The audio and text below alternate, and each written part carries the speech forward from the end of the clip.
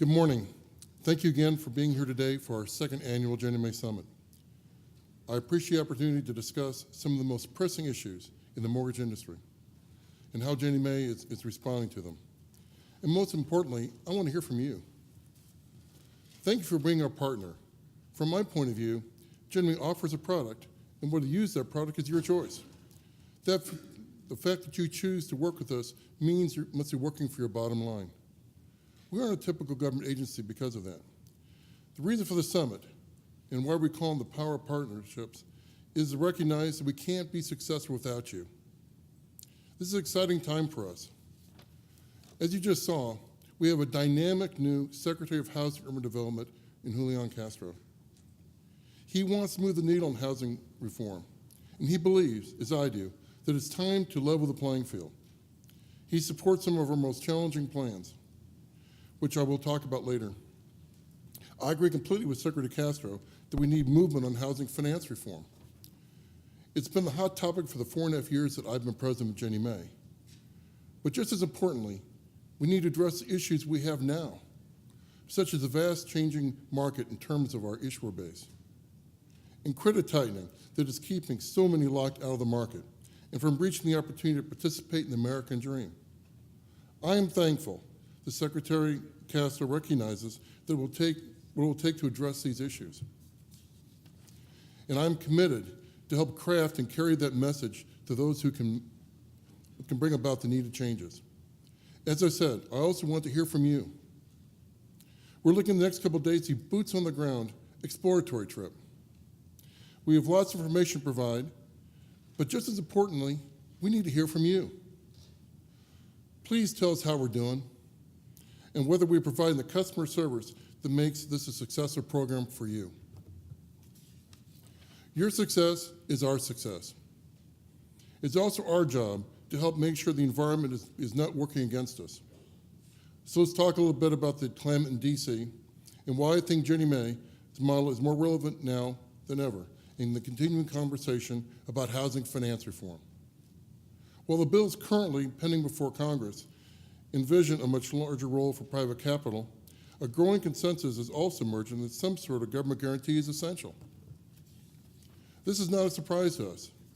As the keeper of the only explicit government guarantee, we know from experience that the model works.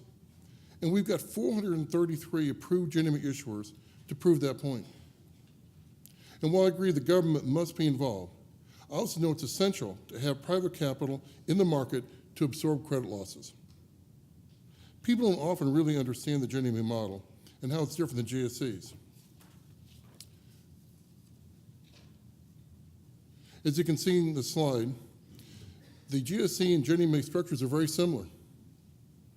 The first layer of loss absorption is the borrower's equity in both models. The second layer of protection to our issuers is the credit enhancements you purchase from the various government agencies. But on the GSE side, the second layer of protection is the mortgage insurance and the additional protection they have bought in the capital markets that's mandated through FHFA. You, the issuer, and the capital you provide gives us a third layer of protection. The key difference in the two programs is that only Ginnie Mae provides the explicit government backstop on issuers' obligations to make required payments on its MBS. So we are essentially operating a single security and a platform that levels the playing field for 433 issuers versus FHFA's expiration of a single security and platform for just 2 issuers.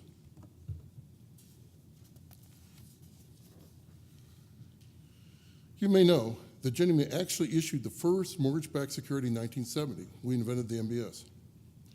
As you can see in this slide, after the savings zone crisis in the 1980s, the GSEs and Ginnie Mae helped ensure the credit was available by filling the void left by the savings loans withdrawal as a source of mortgage funding. As you see in this slide, the red, which is the savings loan industry, it's replaced by the yellow, the GSEs and Ginnie Mae. It's almost an exact replacement. This slide also shows how the private label securities were never more than 20% of the funding in the mortgage market. The private label security is that little gray area that you see a little dip up there. So when people talk about private label being the answer, you can see it's never been the answer. It's never generated enough cash to support our market. As you see here, it took Ginnie Mae about 40 years from when it issued its first MBS in 1970 until 2010 to hit the $1 trillion mark in MBS outstandings. The most phenomenal part of our growth occurred during the last 4 years. Our MBS outstandings growth has been from 1 trillion to 1.5 trillion. And as you can see, Freddie Mac is actually, the red line, has actually gone down in their outstandings, and Fannie Mae, for the most part, has actually stayed level. I'd like to say congratulations to the Ginnie Mae staff and to all of you for helping us reach this great milestone of 1.5 trillion. We couldn't have done it without you and the dedicated staff at Ginnie Mae. Industry analysts agree that the trajectory of MBS outstandings continues its current course. We will pass Freddie Mac in outstanding securities within 6 months.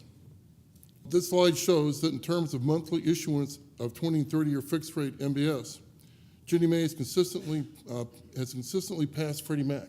Because you can see Freddie Mac is the blue line, or we're the light blue line, they're like the dark or the gray colored. So you can see that this whole graph, going back to 2010, we have basically out-issued Freddie Mac virtually every month except for a couple months. And then if you look at the 2010 on the far right side of the graph, we're right on top of the red, which is Fannie Mae. So you can see that basically we now are on top of Fannie Mae for 2010 and for 2014, and since 2010 we've been equal with or better than Freddie Mac. There are several reasons why we've been so successful. The bifurcation of credit interest rate risk created by the explicit government guarantee, the ability to attract the lowest cost funding for issuers and lenders, and the value, the fungibility of a guarantee for global investors. It's important to understand that global investors, who often buy tens of millions of dollars of Ginnie Mae's in one transaction, don't have to worry about the quality of the underlying loans, nor the differential between the size of the lender. So that this evens the playing field for all of our issuers. So it all sounds good, the model works. Why do we need to change anything? Today's environment is vastly different than one in which Ginnie Mae was conceived. The market is changing all around us and is transforming at a pace we've never seen before. I will talk about what we are doing to respond to these trends and to make the market less attractive for depositories. I will also discuss some of the challenges and opportunities of working with new institutions that have filled the gap. Banks are retreating. Since the start of my tenure at Ginnie Mae, we have seen a substantial increase in number of issuers, which is a good thing. However, in contrast, the increased number of issuers, traditional depositories simply are not lending like they used to. I can think of 3 primary reasons for the retreat of the banks: limitations on resources to cope with defaulted loans, appetite for risk in the current environment, and Basel III requirements. The retreat is happening at a time when private capital is plentiful, allowing new entrants to flourish. Again, this is an important point because right now with the Fed's easing policies, it has made capital very available. Once this starts tightening up, it's concerning how the new entrants will be able to perform. There are probably 2 new types of participants. The first are the established firms who conduct mortgage banking activities through traditional measures, which have substantially increased their acquisition of MSRs. And then increasingly have non-depositories which pose substantial counterparty risk because of their networked equity structure that links strings of capital with operating platforms for primary and exclusive purpose of overseeing MSR investments. These new entrants are not looking to become broad-based mortgage bankers. Again, it's a state. They don't originate. They don't know how to originate. They don't know how to hedge a pipeline. They don't pool loans. They don't know how to pool loans. They don't know how to service. All they want to do is own MSRs. That is the new wave of issuers that we're seeing right now. This slide shows how our issuer base is changing to reflect the volume being handled by non-depositories. You can see that in 2010, only 18% of our business was done by non-depositories. For this year, it'll be close to half our business. This change is dramatic and unprecedented. We went back to 1994, thinking that maybe things had been different back then. In 1994, only 3 issuers out of Ginnie Mae's top 15 were independent mortgage bankers. So back then, 12 out of our 15 issuers were depositories back in 1994. We've seen an increase in private capital infusion. It's driving many of the changes we're discussing here. However, the terms under which the non-traditional private capital can be deployed are riskier and more complex. Much of the business of non-depositories is transactional and is not focused on the consumer or in their community. This is one of the reasons why Ginnie Mae is seeking to broaden access to our program to housing finance agencies, small community bankers, and to lenders who are focused on the consumer and want to invest in their communities for the long haul. But let me be very clear. Ginnie Mae does not view the growing presence of non-banks as a bad thing. We see this as a rise along with the trend toward specialization and networking as a natural market response to prevailing factors, particularly the growing pressure and subsequent retreat of traditional bank lenders. We are planning significant modifications to our MBS program and securitization platform that will protect the validity of our model, ensure low-cost credit continues to be available, but also insulating the American taxpayer from loss. We believe a cooperative structure that will broaden access to MBS program is key. We've done this with the housing finance agencies for first-time homebuyers. Now we're doing it with the Federal Home Bank of Chicago. The power of the Federal Home Bank of Chicago, which has been getting a lot of attention in Washington among policy, allows member banks to participate in the Ginnie Mae program without the need to separately, individually obtain Ginnie Mae approval. So as I said, Ginnie Mae's program is not conceived and does not operate on any fundamental distinction between banks and non-banks. However, the withdrawal from the marketplace of the largest and strongest firms in residential finance is problematic. We prefer to have these firms regard mortgage servicing, particularly government-insured mortgage servicing, as an attractive business proposition. Another key issue for us is that new players are not regulated for their safety and soundness at the same level as depositories. This means we have to step into that role, particularly when it comes to monitoring liquidity, which raises infrastructure and staffing concerns for Ginnie Mae. The second major point I'd like to make here is that policymakers should be concerned about the retreat of the banks, not just because non-banks have risen up. They need to understand the reason for the bank's withdrawal and the effect it has on the market for the long term. Ginnie Mae will advocate for an environment that recognizes the importance of preserving residential mortgage servicing as an economically viable activity and mortgage servicing right as an attractive asset class. While we support non-bank servicers in the marketplace, we must also face the greater risk these trends present. Non-banks are not subject to the same prudential safety and soundness regulation as depositories. This means we must substantially change our counterparty and governing tactics and priorities. Ginnie Mae is working to upgrade its ability to assess both the financial and operational capacity of our issuers. And we will establish new measures and standards as needed. Does this mean we're becoming a regulator? Not necessarily. I'd like to explain this as being more like the FDIC. I plan to focus on closer scrutiny of issuers' liquidity and sources of funding, more frequent and detailed MSR portfolio evaluations, publication of data-driven operational performance metric information, and ensuring that new entrants are sufficient liquidity.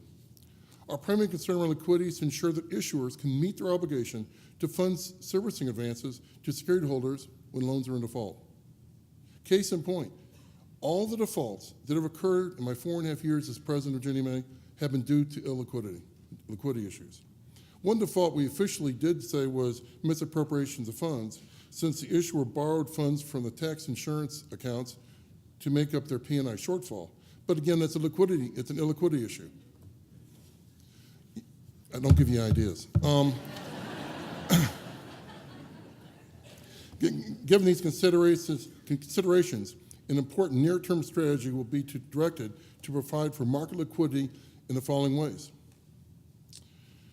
We're going to enhance standards for issuer liquidity and increase attention to MSR valuations in the markets.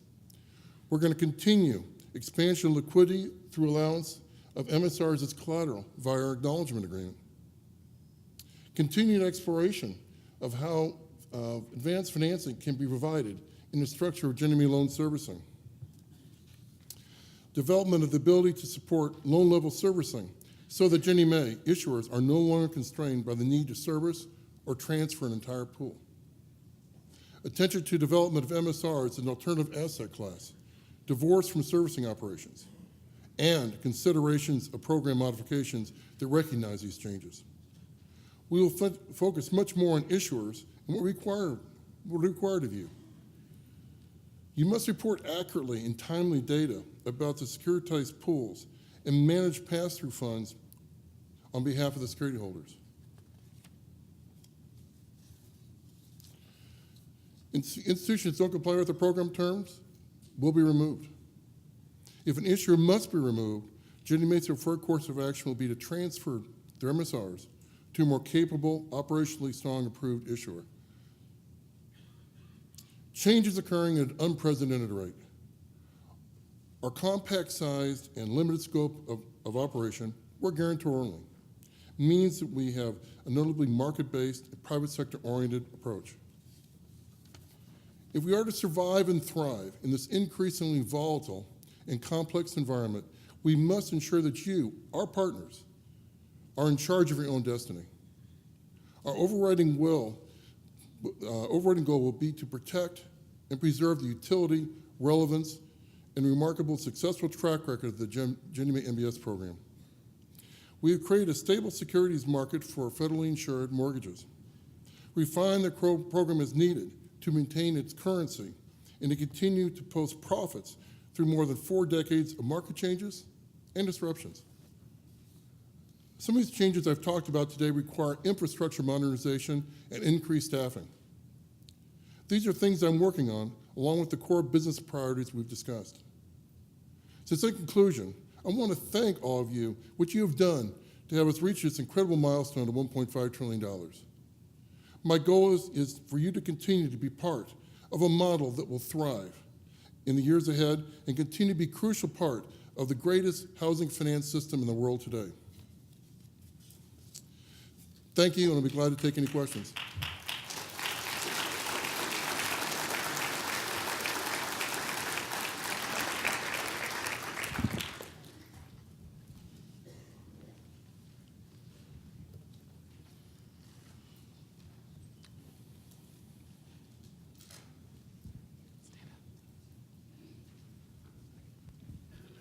Richard Yonemura, Guild Mortgage, San Diego, California. I'm looking at your 4th bullet there. Mm-hmm. That means that we probably won't have to report on a pool level, is that correct? And what's the timeline for that kind of development? Well, you may have to report on a pool level. We're working through the structure on that now, the architecture. It's one of two things. What we're trying to get to is that if you own a pool, that you can split that pool and transfer the servicing so that you can actually split it.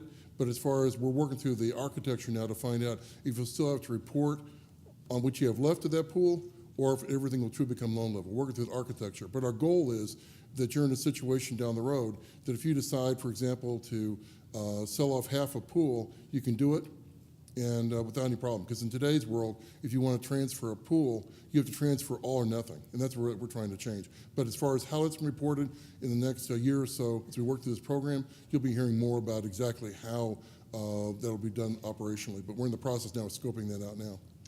But I mean, wouldn't that be more on the lines of like Freddie Mac, where there is no pool level or accounting group reporting? Well, again, again, that's what we're working through right now. I mean, that's what we'd like to get to, potentially. But again, we're working through our architecture and exactly how to do it. We've just kicked this off in the last month or so as far as trying to look at our systems, our structure, and see how exactly to do that. But again, that's makes sense. It's a viable alternative. But again, we're looking through the operational issues of our systems and so forth and how to do that. So you don't have a timeline developed for that? No, not really, because right now we started the process of actually scoping it out. We have a commitment to do it. But as far as exactly what it's going to look like, when it's been done, except for the fact that we're going to do it as soon as practical, as far as we put the resources on to try to get it as soon as we can, because we know it's a major issue for the industry. We want to try to get it done.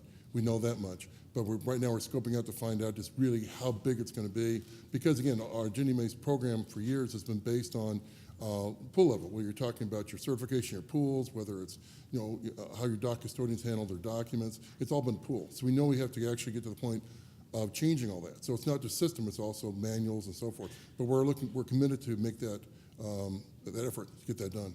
Okay, thank you. Hi, I'm Eric Zamaripa with GSF Mortgage. Your 5th bullet point specified alternative asset classes. So what type of ideas and timetables are you envisioning around an alternative asset class of MSRs, and how will those asset classes servicing functionalities differ from your current model?